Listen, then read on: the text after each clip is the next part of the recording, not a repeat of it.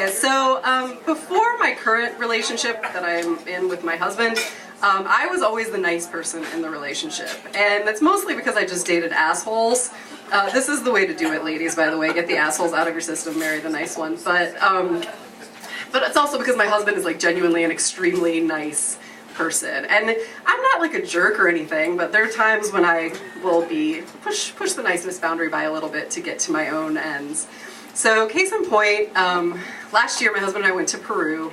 It was this amazing trip, and like we wanted to do all the things, Machu Picchu, the Amazon, all that stuff, but I really wanted to taste chicha. I'm a fermenter. I ferment food and drinks, and I teach classes about it, and I write about it. And chicha is Peru's ferment. It's a fermented corn beer, basically, okay? So I really wanted to taste this, and we were in the region where chicha is. So I knew that the places where chicha was, they have a pole on the outside with a red flower on the end, and that's how you know they have chicha to sell you. So we were looking at these places, we didn't really know where to go, so we asked a guy.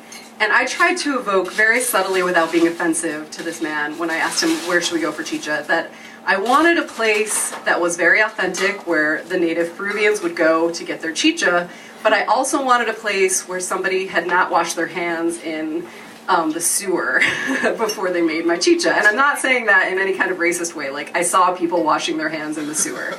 And I saw plenty of people that weren't doing that. Our hygiene practices are insane. We use antibacterial soap on everything. We're ridiculous. Like, they're fine. They're better off than we are, in my view. But whatever. I saw this happen, and I did not want to eat the chicha of somebody who had shit on their hands, literally. So the guy says, yeah, go to this place around the corner. It's great. So we walk in, there's this cute little courtyard. We're like, oh, this is going to be awesome. And we start going in closer, and I see the look on my husband's face, and I follow his eyes, and I see there's like a big bucket of foamy liquid sitting on the ground in the courtyard with like a dirty rag half in it, like half on the ground. And I'm like, that doesn't bode well. I really want to try chicha though. So let's just forget that we saw that and walk in. So we get into the bar, and if there's like ever some kind of like State Department notice, like do not eat at an establishment that, like this place had everything there. Okay, it was swarming with flies, it was dark and dank, it did not smell good. There were like plates of half-eaten food sitting out on every table. Like they just hadn't cleaned any of the tables off in the course of the day. And then this lady walks in, and she's the chicha maker. And she is, to be honest, the dirtiest person I've ever seen. She has greasy hair, her clothes are spotted, and this is not Peruvian people. Like, Peruvian people are quite clean. Like, she was, like, dirty. Her fingernails had straight up dirt caked on them. Like, that was the first time I'd ever actually seen dirt caked on fingers. And she was making our chicha for us, or she had made it, okay? So she had started the fermentation process a week before. So she brings us our chicha, and they come in like glasses about this big and this tall. They're huge, like vats, and it's lightly alcoholic, so you get like a little buzz off of a big thing like that. It's not like drunken stuff. And we start drinking it, and I look at my husband, and he is so uncomfortable. Like, I can tell he wants to get the hell out of there. And I'm like, no, I'm drinking this shit. Like, this, I'm gonna do this. Like, I'm here, this is what I'm here for, I'm drinking my chicha.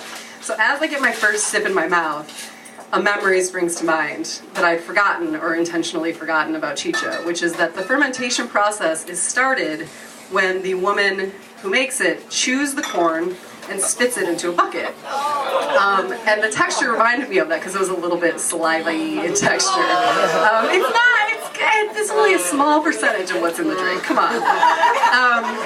So anyway, so at this point my husband's had a couple sips, and I'm trying to think, should I tell him that this is spit beverage, or should I just like let us enjoy this moment and then move on? And so because I don't win best way forward, I did not tell him, I kept it to myself. And the two of us drank our chicha, him gulping down very painfully every sip, me just blocking out the saliva knowledge and drinking it down.